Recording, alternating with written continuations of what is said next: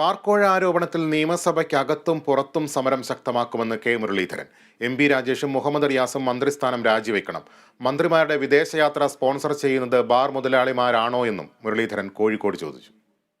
Excise വകുപ്പിൻ്റെ ചുമതലയുള്ള MP. രാജേഷും ടൂറിസത്തിൻ്റെ പർപ്പസിന് വേണ്ടി പ്ലാൻ തയ്യാറാക്കിയ മുഹമ്മദ് റിയാസും രണ്ടുപേരെയും മന്ത്രിസഭയിൽ നിന്ന് ഒഴിവാക്കി ഒരു ജുഡീഷ്യൽ അന്വേഷണം നടത്തണമെന്നാണ് ആവശ്യപ്പെട്ടു.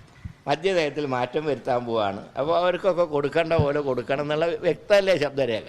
പിന്നെ എന്ത് മലക്കം പറഞ്ഞിട്ട് എന്താ കാര്യം? ശക്തമായുള്ള നിലപാട് സർക്കാരിൻ്റെ ഭാഗത്തുനിന്നില്ലെങ്കിൽ ശക്തമായുള്ള സമരം ഇപ്പം നിയമസഭ 10 തീയതി കൂടുകയാണ്. അകത്തും പുറത്തും ശക്തമായുള്ള സമരം ഉണ്ടാവും. എക്കാലത്ത് ഒരു വിട്ടുവീഴ്ചയ്ക്കും സാധ്യമല്ല. ഇപ്പോൾ ഇന്ന് രക്ഷപ്പെടാൻ വേണ്ടി ഇപ്പോൾ എല്ലാവരും വിദേശത്ത് പോയിരിക്കുക. മന്ത്രിമാരുടെയൊക്കെ വിശ്രമ ജീവിതം വിദേശത്താണ്.